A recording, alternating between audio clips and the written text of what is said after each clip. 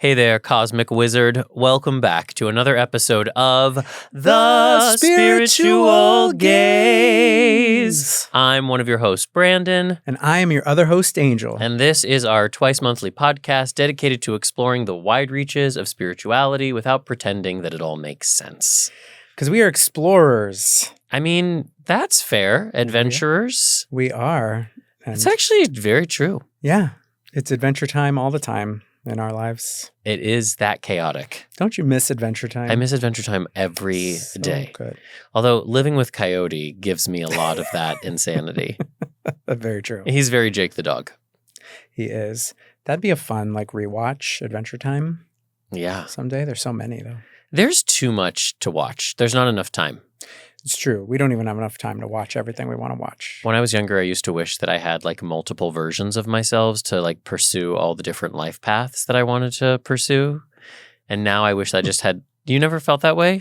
No, it's just the first time I'm hearing of this multidimensional. It's just something I always wanted. Yeah. I wanted a version of myself who went to law school and became a lawyer, and a version of myself who was a poet, and a version of myself who lived in Scotland, I wish I could have pursued all those different paths. Wow. You never felt this way?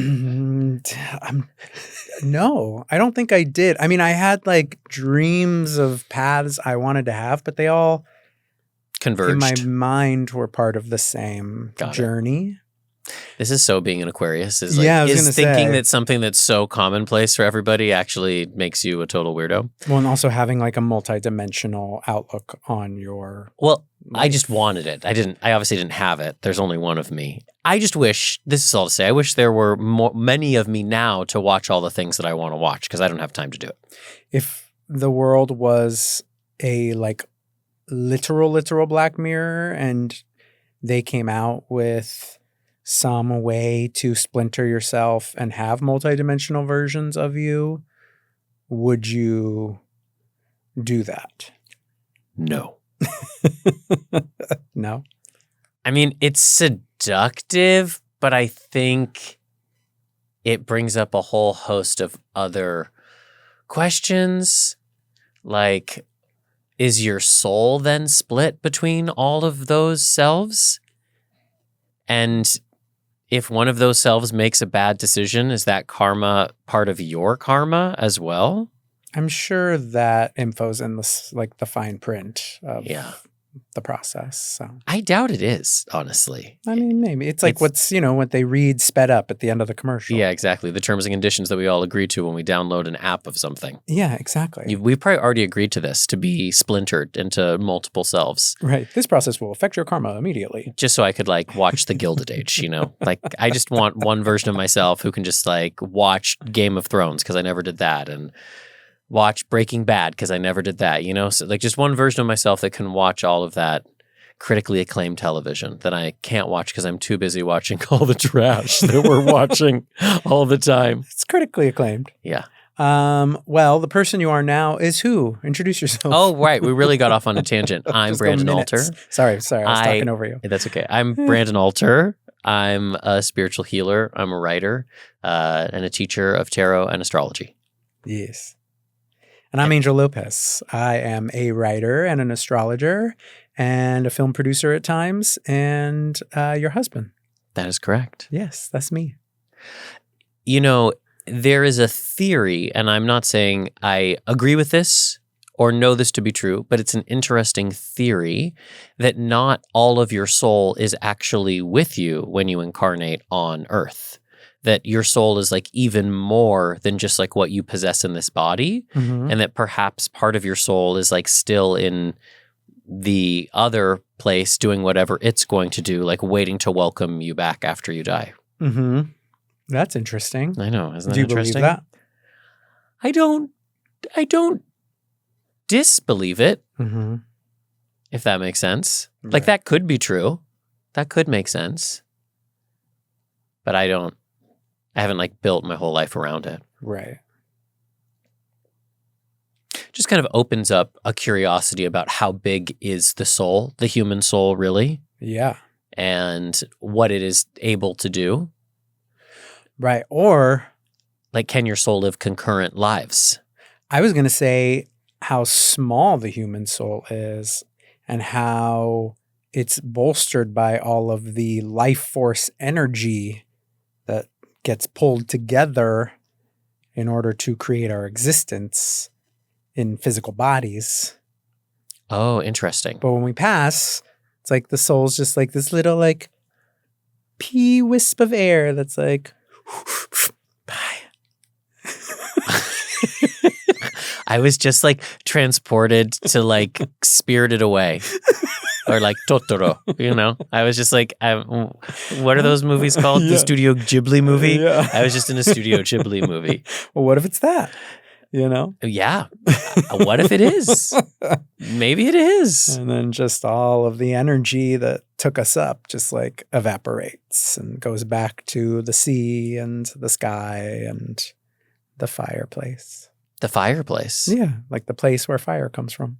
Well, I do believe that there's like the spirit of our body, and the spirit of our body goes back to the earth because our body is very much like composed of the earth. Yeah.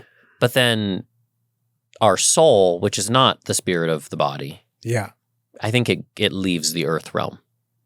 Yeah. Unless you're a ghost, in which case it hangs around for a bit Right. until somebody helps you get where you would be better suited to go.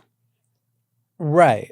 But yeah, it probably just goes back to the Hall of Souls where it checks in and Mm-hmm. discusses with its board Yeah. how things went. I'm remembering now where I stumbled upon this concept, and it was this series of books that Lori Liu had mentioned called Destiny of Souls. Mm-hmm.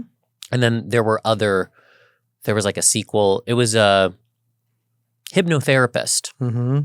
that had stumbled into not past life regression, but regressing somebody before they even like came into a life as we think of it. Mm-hmm. So like the space between incarnations, and he really like specialized on that and was essentially regressing people back to the space between lives and getting information about what's happening there.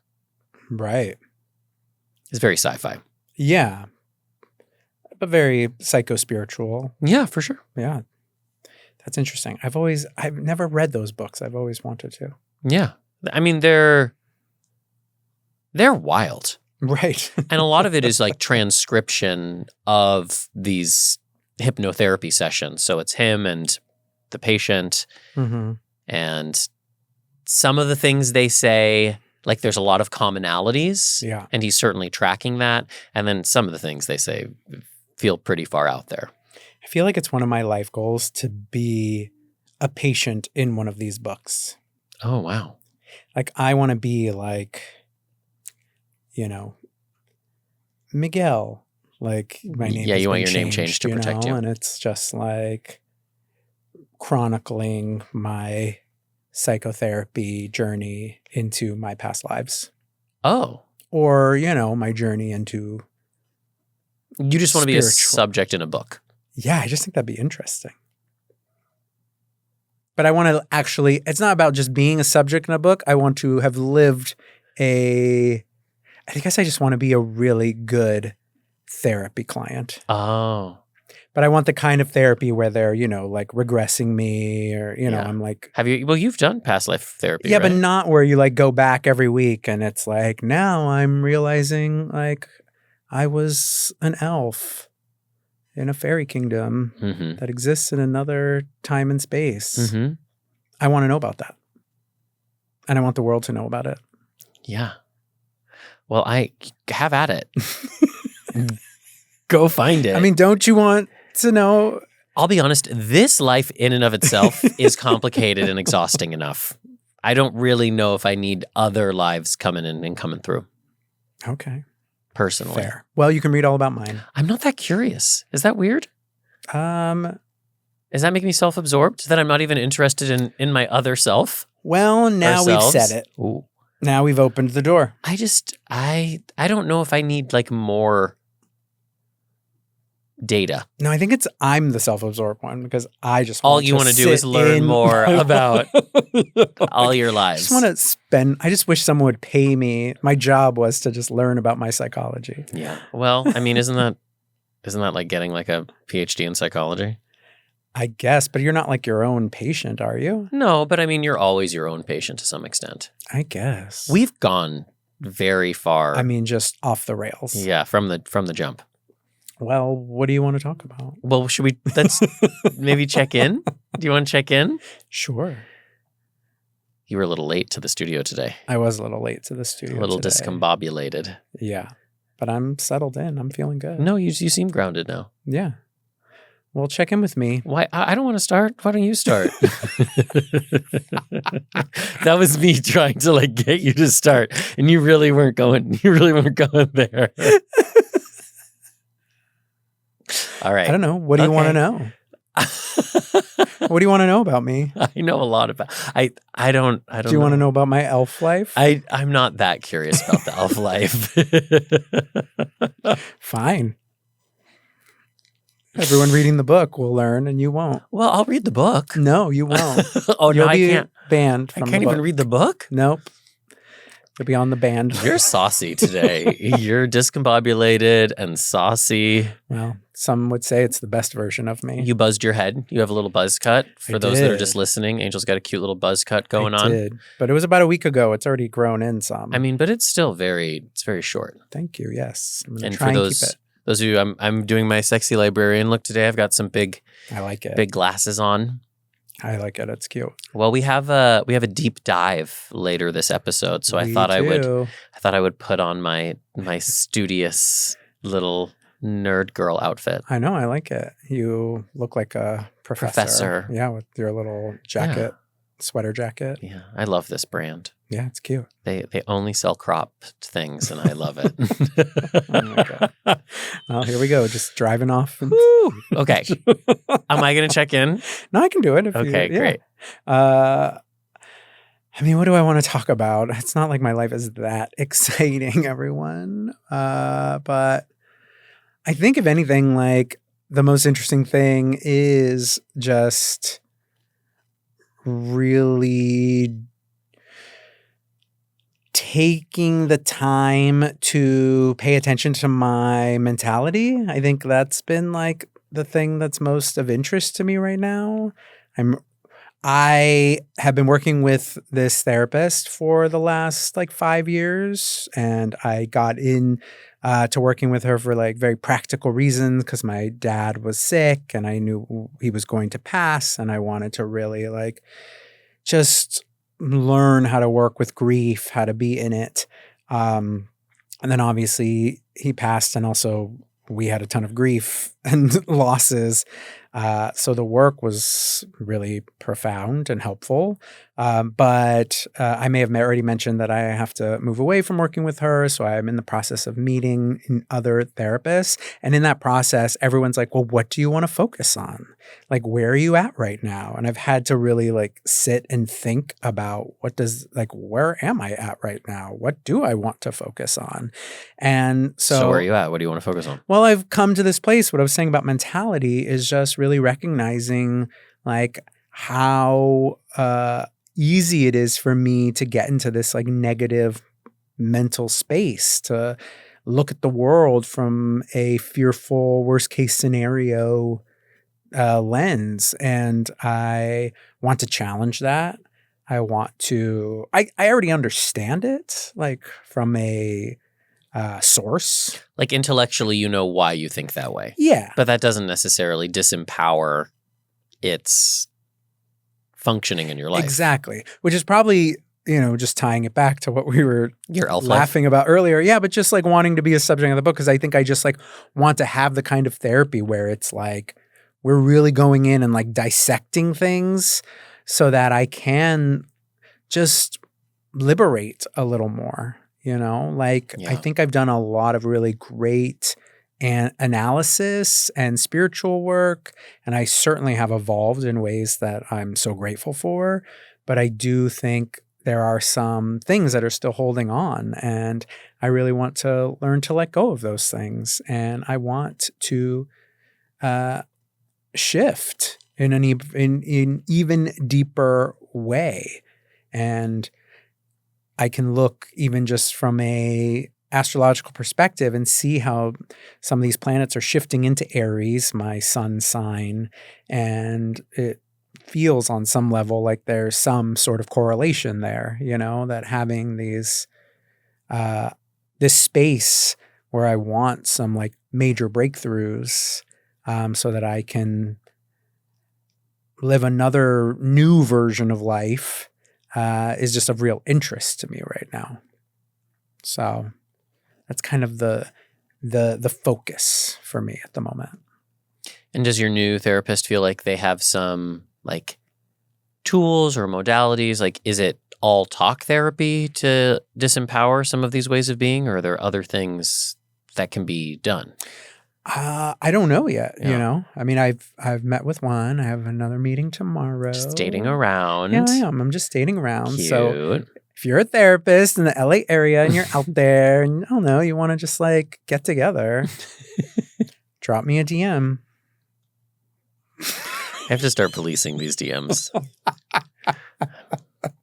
I'm going to break my social media cleanse. I have to.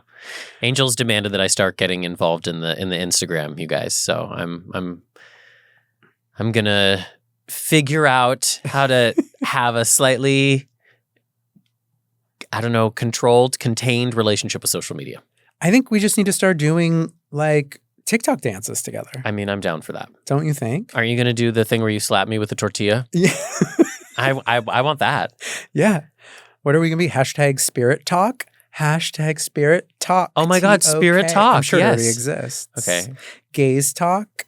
Sorry, we have recently finally given in and watched The Secret Lives of Mormon Wives. Oh. And so mom talk is a thing that it just kind of gets thrown around very easily. Yeah. Because we've also, we started watching this less than a week ago, and we've almost finished both seasons. And I can't wait because I'm ready to put it in behind me. Yeah. Something that was hiding in plain sight was probably how homophobic they all are. Because they're all practicing Mormons. Oh. And you can't be queer in the Mormon faith. So Yeah. I'm falling in love with some of these Mormon housewives who probably would disagree with me on a very core level. Possibly. I mean, a lot of them are, I think some of them would, and then some of them are very, some of them I feel are am I Layla. really a Mormon? Layla's down with queer people. Who knows? But I think, maybe not. But yeah, probably. We don't know. Yeah, we don't know. But I feel like it's half and half. Yeah. And at the end of the day, I mean, they're younger than the Real Housewives of Salt Lake City. Yes. And those ladies are just, all they do is hang out with gay men. But being young doesn't necessarily mean that you're That is true. more open-minded or accepting. That's true. As we notice, a lot of Gen Z is more conservative. Yeah. So Who can say? who can say? Why are we talking about the Real Housewives of Mormon Wives? The Secret Lives of Mormon? Because you brought up that I wanted to have you on the Instagram. Oh, more. I just want you to slap me with a tortilla. And I said, yeah, or we could just Right. do dances. Yeah. But I don't know if we're going to do that. Why not? All right, fine, if you want to. I mean, that seems easy enough to do, right? Oh, Lord. Why don't you tell me about you? What's going on with you? Did you finish though? Did you Yeah, land that? I You think landed that that's- plane? I think so. I think Okay. that's Well, where I'm I excited. wanna I be. am excited to see how your therapy progresses. Thank you. I think it's good to change therapists every couple of years. Yeah. Unless there's a real reason to stay with the same therapist. I think that therapy is good for everybody. And I'm a huge supporter and proponent of therapy. Yeah. But I think that you can circle the drain of therapy if you Totally. don't have a clear intention. And one of my former therapists, after working with him for a couple of years, he said to me, I think we should start to explore what it might be like for our relationship to come to a close. Because I think that we've really Mhm. closed the loop on a lot of things that you came in here to. And we could open up new loops, but I don't know if that's necessarily going to serve you. And I had so much respect for him Yeah. in that moment because he was right. Yeah. He was like, it's time to see how good the work we've been doing is if you're no longer coming back in here. Right. So you've been with this therapist for 5 years. So I think good to explore another way. Yeah. No, I agree. Yeah. I really don't want to check in today. I'm really avoiding it. I know you are, and our time's a ticking. Okay, so. shit. But look, you Well, can say what you want to say. You don't no, have I'm just to like not. I'm just like expose your not whole feeling life. great. Well, I do. I'm very transparent, and I can't not. I'm just like then having. look right there in that I'm camera. having a bit of a mental health struggle these last few weeks. It's just been hard, and I think it's good for me to say out loud so that people know that. Not that I think people think I'm like some like perfect spiritual icon, but like nobody thinks that. Okay, great, cool. But I just like don't feel very spiritually resourced right now. I feel very like caught in cycles of just like technology and capitalism and just busyness for the sake of busyness. And just yesterday, I felt was like the first day I was able to put my phone in a drawer and just like sit with a book and just like slowly start to come back to myself to like take stock of why I'm feeling so terribly. And yeah, so that's kind of where I'm at. Yeah. And I'm sad. I feel like I've maybe like reached the limits of my extroversion. Like I'm such an extrovert, but I actually don't want to be like talking on the phone with people, and I like don't want to be seeing people right now. Like I really just like want to like pull it all inwards. Yeah. I think maybe like part of it is just like what's going on with the musical is that like I was working on it like for 5 years and then like so feverishly these last few months with the idea that like this one particular meeting might just like take it into the next phase of existence. And I never really thought about that meeting not going well. And I didn't ever think about what else would have to happen. Right. And so I was treating it like I was at like the end of Act 3 in the process. And I'm really just like at the end of Act 1 in the process. So I need to like regroup my energies because it's not sustainable to keep like moving out in this way. Yeah. And I'm also just like super disappointed that I thought something was going to go in one way and it didn't. And now I have to like grieve the way I thought something was going to go. Right. Even though I do trust that it will happen infinitely better to like service all parties, I still have to like allow the grief of it. Totally. I had like a really magical moment actually where I'd been thinking about this quote for like a year. I wanted to like bring it up in therapy and you know this story. I couldn't remember what it was from and I wanted to find it. And then I thought maybe it's from this play called The Big Funk by John Patrick Shanley. And I queued in for it at the library. And the day before this meeting for my musical that kind of imploded my life for the last 4 weeks emotionally, I picked it up and the quote was in there. But what was more important was that the play itself was dedicated to the Fool. In all caps, like from the tarot. Mm-hmm. And so I took that the day before the meeting to be like, oh my God, this meeting is going to go so well. And then now that meeting did not go so well, I am taking it to mean that like I'm still on the right path, even though it doesn't seem that way. But I'm definitely like kind of grappling with some of those things. Yeah, of course. Well, yeah, you're on that path. I'm just glad that you're not leaving the path. You know? No, but I do need to, like I had all these, I mean, I think I'm going to keep talking about this because we're going to come back to this in the deep dive. Okay. Just as like literal examples. But I realized that one of the things I need to do is to create some demos for some of the songs in the musical, because even though like I have all of the songs recorded as like a scratch track, like me playing the piano and singing, it would be useful for people to hear, like a couple of songs that are more fully fleshed out. And so I immediately just started reaching out to my network to find like music producers that could do this. And so I had a meeting with one of these music producers. And after that meeting, I realized that like I don't even know in my heart which songs I want to turn into demos.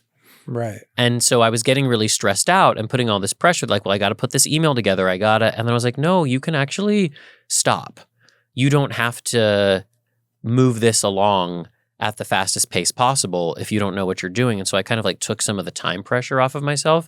And I just reached out and said like, hey, I'm not clear yet. So when I get clear, I'll reach back out so that I can like sit with myself and figure out what are the most important songs for me? Yeah. Because at the end of the day, I have to like stand behind. So like I can ask you and I can like ask a bunch of friends, but that will probably just create more confusion for me. Because at the end of the day, I have to make these decisions, you know?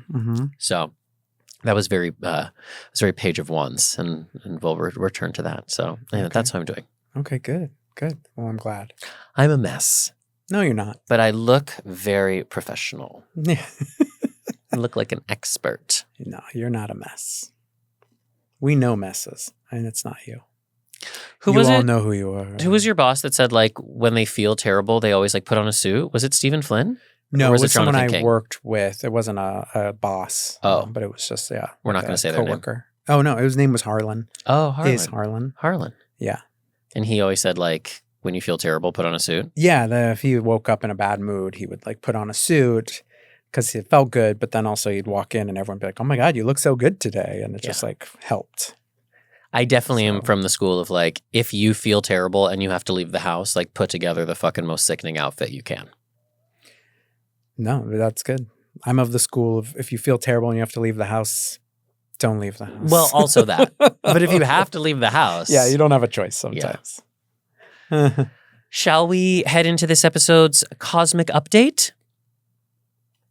All right, so we have to talk about some astrologies. We have to. Yeah, we have to, especially because at the end of this week, it is Virgo season. Yikes. Wow. Whew. It's quite an intro. Well, Virgo season's always hard for me because it's in my 6th house, and I'm just so tired I don't want to have to go to work, but I know that I'm going to have to go to work. Time to go to work. Yeah. I mean, we'll be on vacation for the first week of Virgo season, but I know. I'm sure I'll be working a little bit on vacation. Yeah, I'm sure you will. I was going to say we are entering Virgo season through its high key. I mean, not that work is a low key vibe, but Virgo is very much a sign of healing and restoration, you know, really looking to take care of yourself in practical and, physical ways. You know, I always love to look at the polarity of Virgo and Pisces. And I always like to think like you have to go all the way across to the opposite sign of Pisces, you know, to come back to the highest expression of Virgo. And we know Pisces is, you know, very spiritual. Pisces is very creative. It's dreamy, but it's fluid, you know. And if you then think about the mutable components of Virgo, we know that Virgo is very adaptable. They're flexible, you know, they are capable of change. And so I think that's the exciting thing about Virgo season is that it can really invite some change, some adaptability. Mm-hmm. So really thinking about where in your life you do need to shift and change and perhaps also like apply some healing balm. That is the best way to approach this Virgo season. I could use it. Yeah. Yeah. But of course, what you said too about the work element, I mean, Virgo is very much of like a practical work sign. Yeah. So yeah, it does become a season of getting back to work. It's, you know, when traditionally, you know, people, are done with the summer vacations and have to go back to work. It's, you know, here we have Labor Day weekend, and that's kind of like usually the end of the summer season. And though, I mean, not in LA because literally summer is just beginning. Yeah. Don't be fooled by this wool shirt I'm wearing. It's 95 degrees outside. Yeah, it's summer. But, and it will be till Halloween. But summer, it does sort of mark that idea of like, well, it's time to get back to work and time to go back to school and all of those things. And it's ultimately really about like finding a good, healthy routine for yourself. Virgos are very, very interested in routine. And so if you've been struggling to find a routine, hold a routine, I do think Virgo season can really offer that if you are able to lean into it. Yeah. Well, and historically, I think the context of it being the harvest season is also useful because harvesting something is a lot of work. Yeah. And you're also separating what is useful from what was just like the vessel that brought the useful thing into the world, like corn, right? Like, Mhm. I mean, I guess you can use a corn husk for. What can you use a corn husk for? Don't you wrap like a tamale in like a corn husk? Yes. So I guess that it has you could use it as fabric in an unconventional materials materials challenge. Okay, sure. But generally, I mean, even if you're going to use the corn husk, you have to separate it from the corn in order Yeah. to use the corn and get the nourishment from the corn. Yeah. So the work of Virgo season and harvest season is discernment. Yeah. Like we've accumulated through the summer, we've accumulated all of these relationships and activities and obligations, and it's time to kind of figure out what has value. Right. And the value sometimes can be looked at just through like a Virgo lens, through technique or, alignment to like, what fits in this space. But then you bring in the Pisces and it's like, but also what is the spiritual value that you're trying to bring through the physical? Yeah. Yeah. So when you're talking about that, balance between those polar signs, we've talked about in the past as the axis between body and soul, which I think is interesting just based on what we were talking about earlier, totally. right? Like the spirit of the body, which is sacred and connected to the earth, and then the spirit of the soul, which is housed in the body, but is not the body. Yeah. And so it's very easy, I think, in Virgo season to get consumed with the work for work's sake, as opposed to remembering that the work is to bring something through. Yeah. Like a lot of healing archetypes sit well in the Virgo sign, like acupuncturists, massage therapists, herbalists, things of this nature. And there's a real science to all of that, but there's also the art of how you do that, and to not get caught up in too much technique that doesn't allow like the soul to come through, not lose sight of the fact that we're just trying to make somebody feel better. Right? Like if there's an acupuncture protocol and you got to put 78 needles in a person, but that person that you're putting the needles in goes like, ow, these 3 hurt, you have to take those needles out. Right. You can't just be like, well, no, the protocol is we got to keep all 78 needles and you got to stay there, right? So that's the kind of delicate balance between Virgo and Pisces, which is that we need technique. Yeah. Because if you don't have any technique, then you're fucked, right? Like Yeah. then you're just randomly putting needles in a person, and that's probably going to get you arrested. But if you're only doing the technique, then you've lost sight of the Pisces, of what you're trying to bring through with the technique. So that's interesting what you're saying, because the first connection that the sun makes right after shifting into Virgo is a square to Uranus in Gemini. So to me, it feels like a Uranus square is like an initial, just big shake your shoulders challenge to the way you've been doing things. Totally. Right? So it's like you have to evolve the technique. You have to be aware of what you've been doing and how you've been doing things, and maybe where's it not working. Yeah. And are we going to get a new moon in Virgo or a new moon in Leo? What's the moon? What's the lunation that we're leading to right now? I believe that's a good question. Have we had the new moon in Leo yet? I don't think so, because the moon's in Cancer right now. It's currently in Cancer. So we'll probably have so we get the new moon in Leo. So we're getting this like big Leo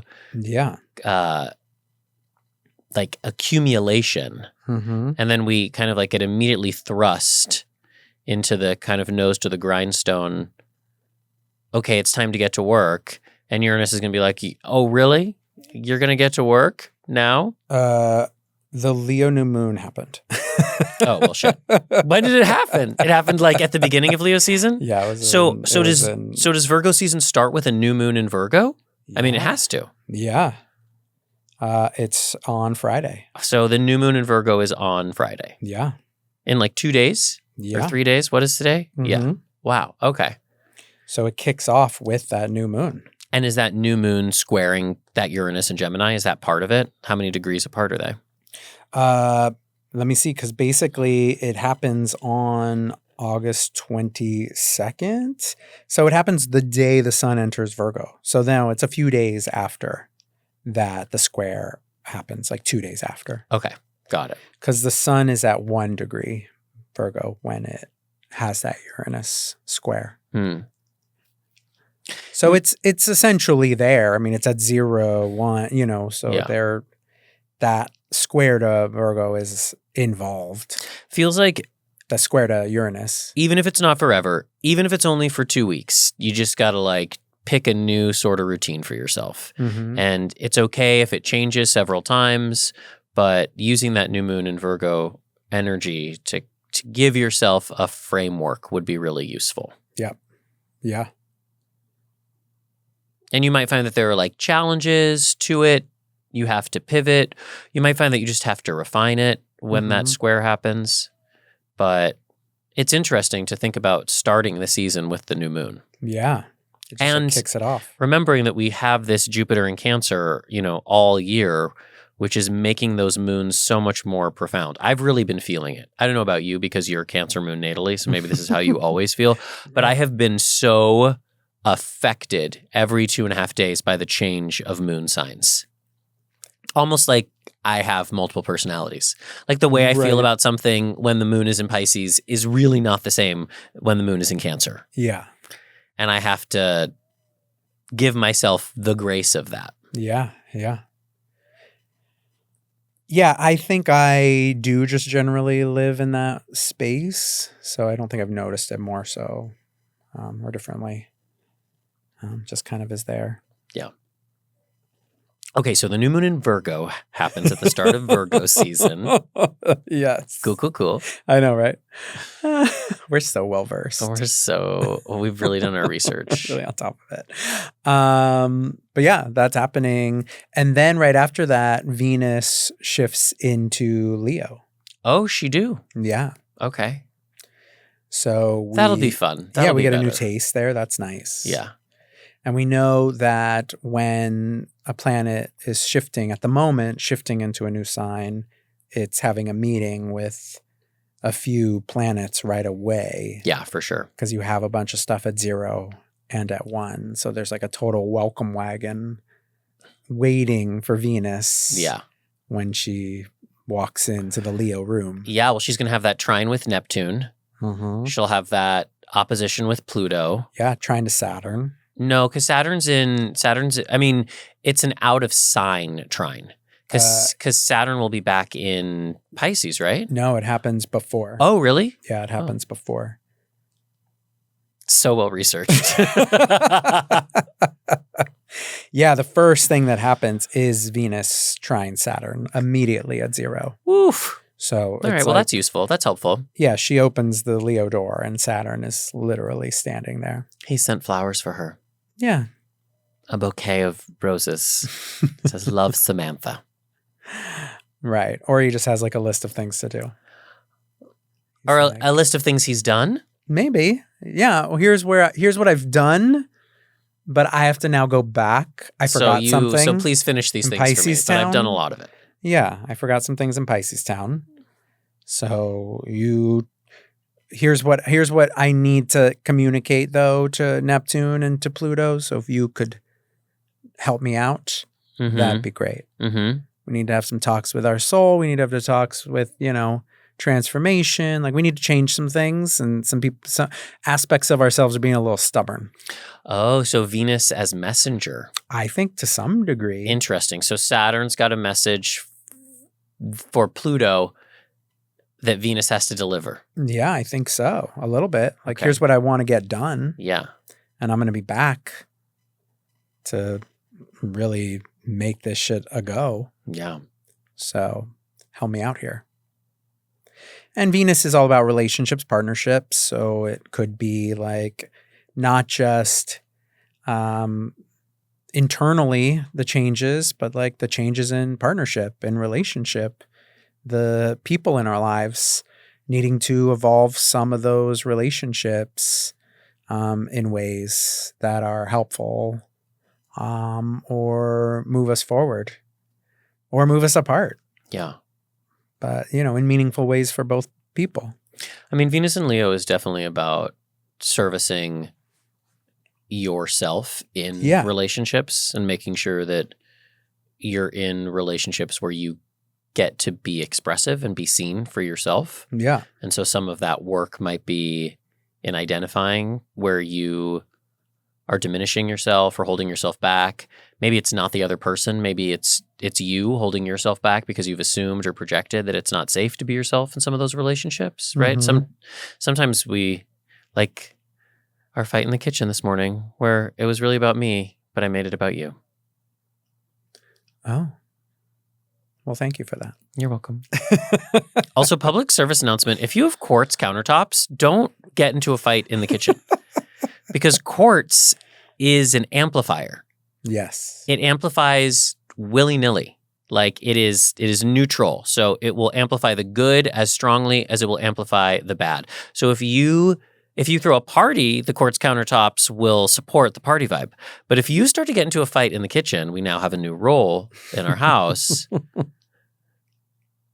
Take the fight out of the kitchen. Yeah. Because I feel like those quartz countertops were really amplifying the fight. It seemed like it. But we worked through it. Yeah. And here we are. In the kitchen. We stayed in the kitchen, but we won't in the future. No. All right. So beyond that, New Moon in Virgo, Venus and Leo meeting up with all the peeps. Sun in Virgo, square Gemini, And then Uranus and Gemini. Yes. And then September 1st, Saturn re-enters Pisces. Ah, okay. Yeah. Got it. Where it'll be through February of next year. Oh my goddess. Okay. That's good to know. So we're revisiting the Saturn and Pisces era we already had. Yeah. I mean, I just had Saturn pass over my retrograde back over my ascendant, and it has not been great. Right. I would imagine that's like, it's a bit of a reality check. It was. Yeah. It was so great when it went over the first time. But I think maybe that was just the Neptune. Because they're traveling together. Yeah. And now it's like, you're delusional. Well, you're no, it's interesting. delusional. Yeah, I feel like the Saturn was being filtered through Neptune because Neptune passed over my ascendant first and then Saturn came. So it was like Neptune had like created this like glittering path for Saturn to walk on. And I was like, oh, Saturn on my ascendant is so good. And now this retrograde, it's like Saturn's leading the charge. So like the Neptune is being filtered through the Saturn and it's heavy. Yeah, it totally. It feels heavy. I feel a little flattened, as I've mentioned. Well, it's going to go back to Pisces for a while. Just live in my 12th house. Revisit the degrees of, the first 5 months of this year, give or take. So there's some work you started then that you have to revisit in ways, both actual work, but also personal work. What changes didn't you fully complete that need to be completed in order to make the thing happen? Okay, I didn't pay for a reading. I'm not talking to you directly. I'm talking to the people out there. Feels very direct. Well, because I was looking at you. Got it. And it was for you, too. Okay, It was cool. for everybody. You're a part of the people. I am. That's true. It's for me, too. I also have things I need and to don't work you on. forget it. No, I know. I won't forget it. Trust me, I can't. So we see a bunch of shift. We see that happen on the 1st. We see Mercury enter Virgo on the 2nd, which I think is a good thing for Mercury. After this long retrograde season, Mercury's like, oh, I get to go to a place where I know how to talk. Yeah. I know how to think. I get to actually think clearly, make things happen. So that will be very nice. On the 2nd? Yes. That is the promise of clarity. Right. But it is a bit of a change thing because remember, the first thing that happens when they enter is a square to Uranus in the same way that Venus had. But I think it's just a challenge, It's like, oh, we have to challenge ourselves to innovate, think differently, not be so rigid.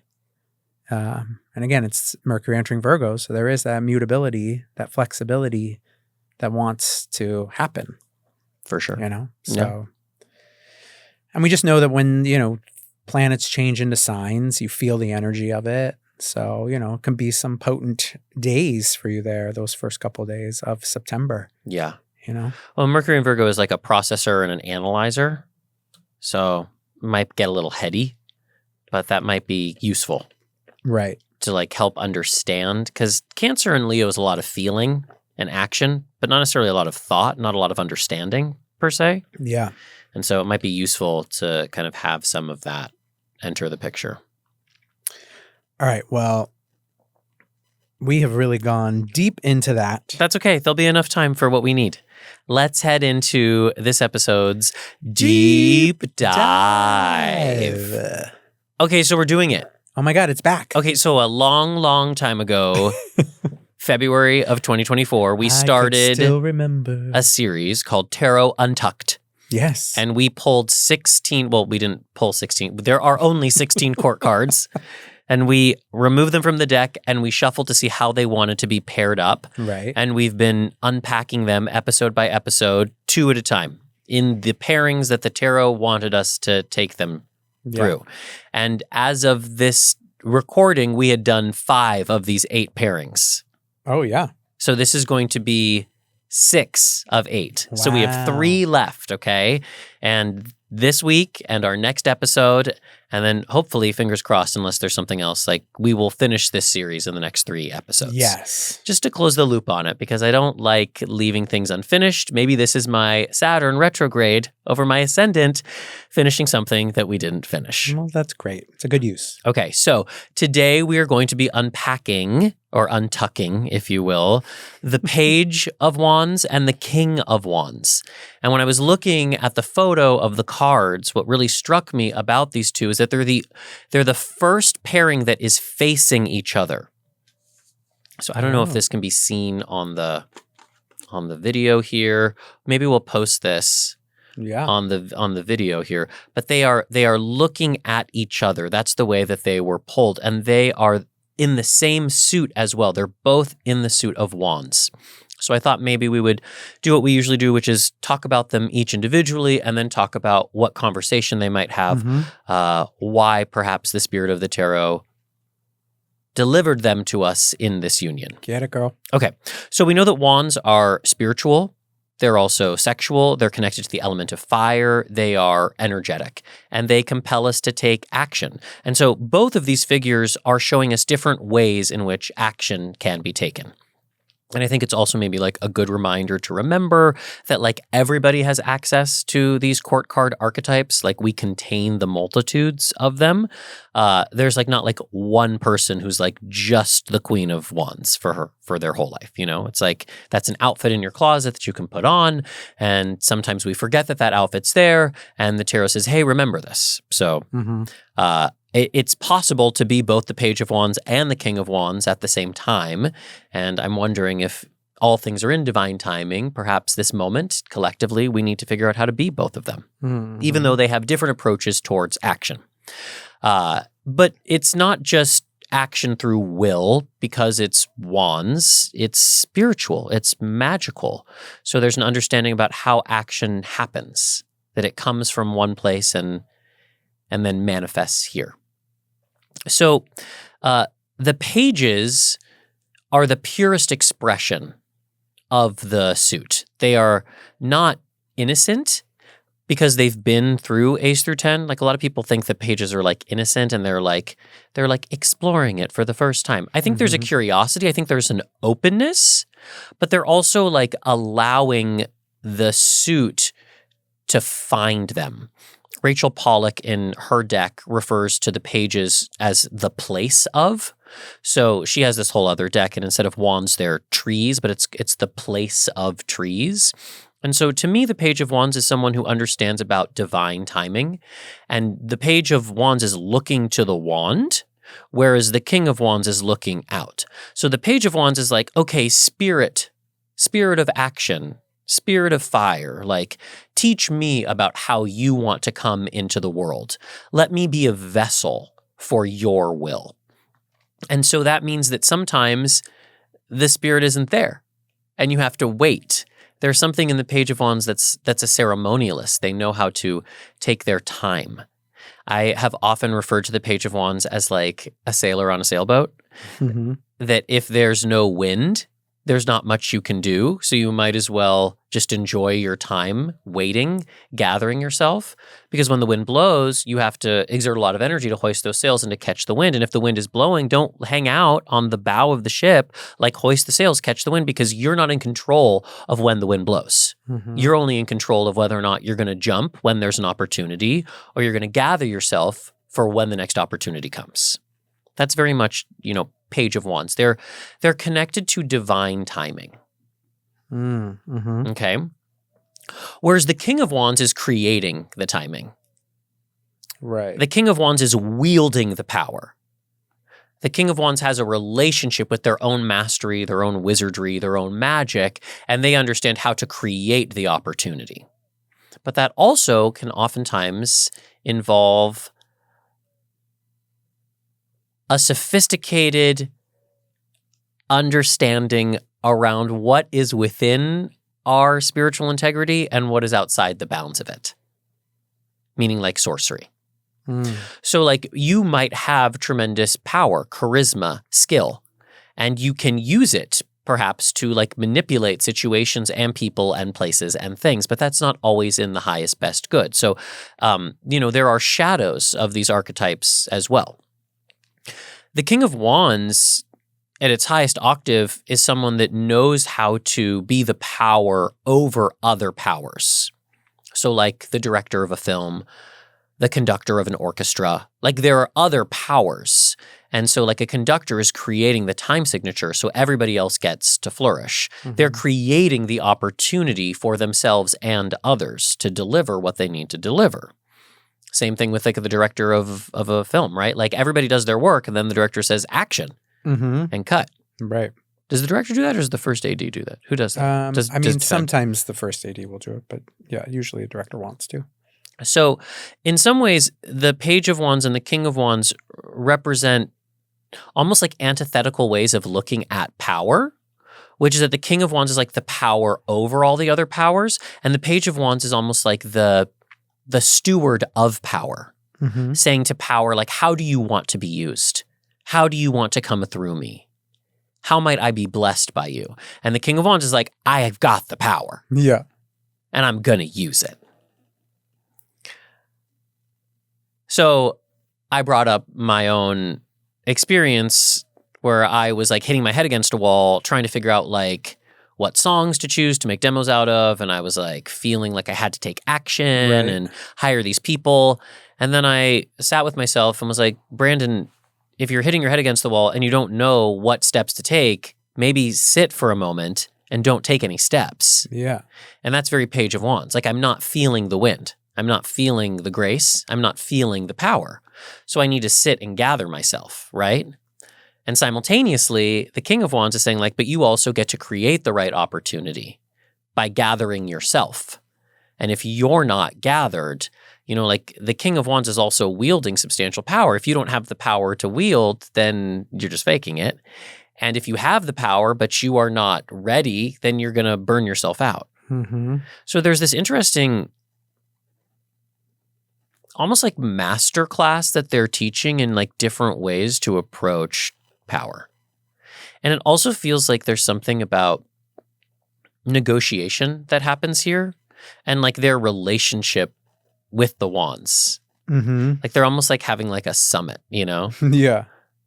I can't help but like be influenced by like what's happening like politically with like all these world leaders meeting and I don't like really know what good it's gonna do, but there's all these different tactics, there's all these different ways that people like there's soft power and hard power, right? And it's like the Page of Wands is a bit of soft power and the King of Wands is hard power. Like the King of Wands walks into a room and is gonna flex, right? Where the Page of Wands understands that, and in some ways is maybe even more masterful than the King of Wands, understands that like power is not something that belongs to us. It's something that is borrowed and bestowed. Yeah, there's like a little more faith involved in the Page of Wands story versus the King of Wands, who's a little more, I don't want to necessarily say ego. No. But there might be some ego. Yeah, there is some ego elements there. And maybe some healthy ego too. Like I'm Right. the right person to wield this power. Yeah, exactly.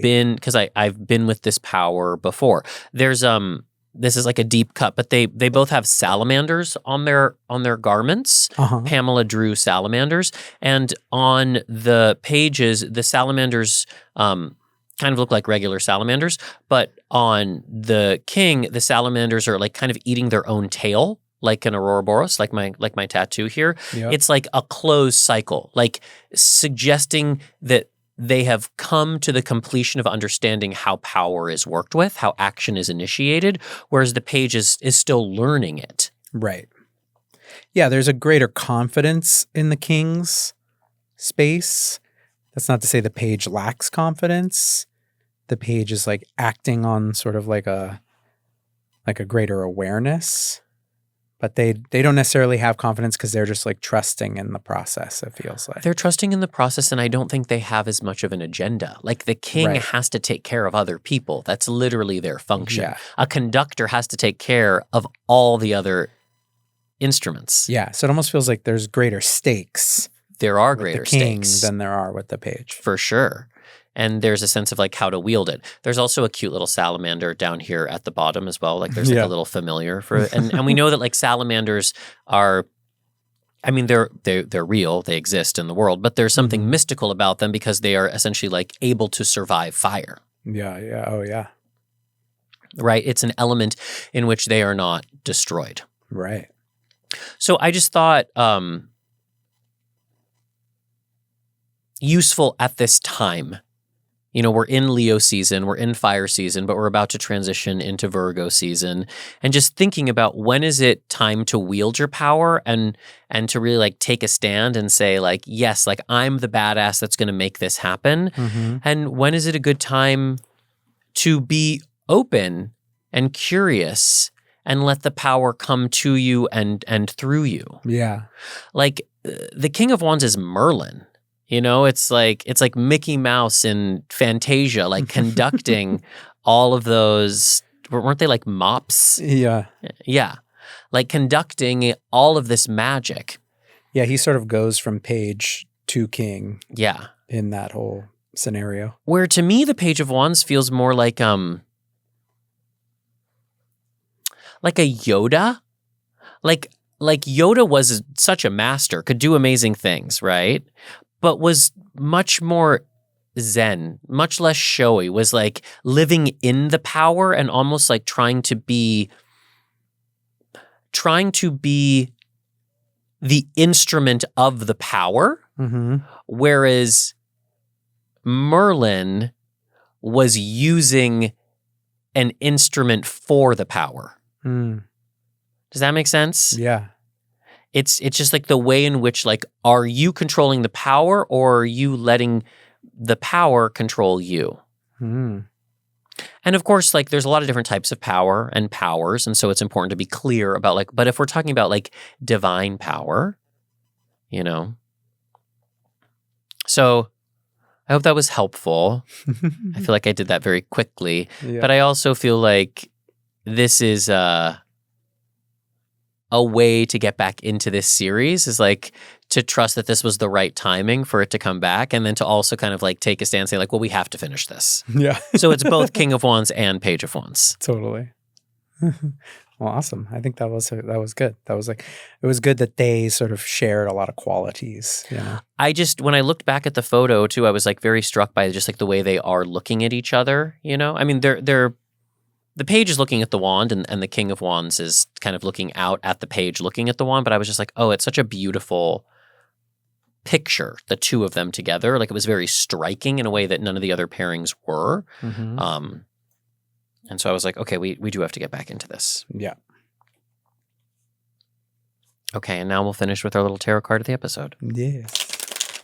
So just take a moment and drop in, connecting to the cards by listening into the sound of them being shuffled, and just trusting this message will resonate no matter the future place or time to which you listen to this episode. And if you have a particular question, if there's a piece of your life that's feeling sticky or heavy or cloudy and you need guidance around that, just take a moment, hold that in your heart, and perhaps this will address it.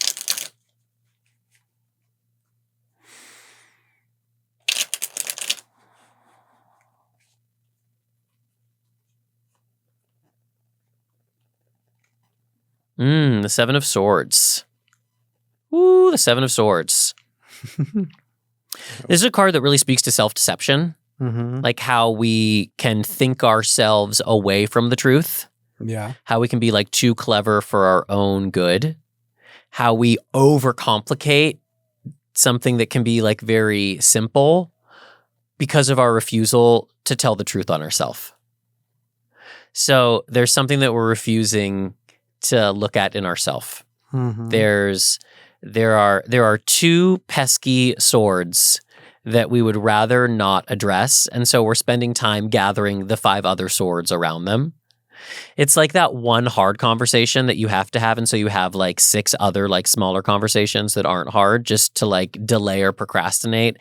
But if you just had that one hard conversation, you wouldn't even have to have those other smaller conversations because you would just be like approaching the one thing you don't want to look at. Yeah. And it's because there's something inside yourself that you don't want to look at. So what's happening in this card is that you've snuck into the enemy camp and you're stealing their swords because you're trying to end the battle. But you can't end the battle by just stealing some of their artillery. That's just going to create more confusion. Yeah. So where are you creating more confusion in yourself? By just not being direct.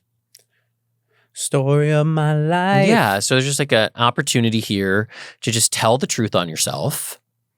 And that will clear it all up. Beautiful. And if you find that you're like being too flowery or poetic or clever, notice why you're trying to sidestep or contort yourself in unnatural positions around that one thing, you know? I'm going to sit with that. We're not those people. I mean, I think I was like when I was younger, perhaps, but not since I've lived with Angel Lopez. Where like you can just like let your house start to like accumulate and get like dirtier and dirtier, so that like there are less places to like sit and there's like less like room in the sink to put dishes, and you just kind of pretend like, well, this is fine. Like as it like more and more like filth and mess accumulates. And there's like something about that feels very Seven of Swords here, where it's like you are creating more work for yourself by refusing to look at the work that just needs to be done. Yeah. Like it's more work to avoid the mess at a certain point than it is to just deal with the mess. Truth. So until next time, deal with the mess, babies. Yeah. You know what it is. Well, thank you all so much for tuning in. So grateful. You can always find out everything there is to know about us at thespiritualgaze.com, or you can follow us at Instagram, on YouTube, or on TikTok, where they can see you slap me across the face with a tortilla. Yeah, we'll just do it just for the hell of it. I mean, like, we're going to do it. All right, we're going to do it. We got to go buy some tortillas. The tortilla challenge. I think that's like a thing that happened a long time ago. But we're doing it now. All right, great. Well, until next time, this has been your transit through the spiritual gaze.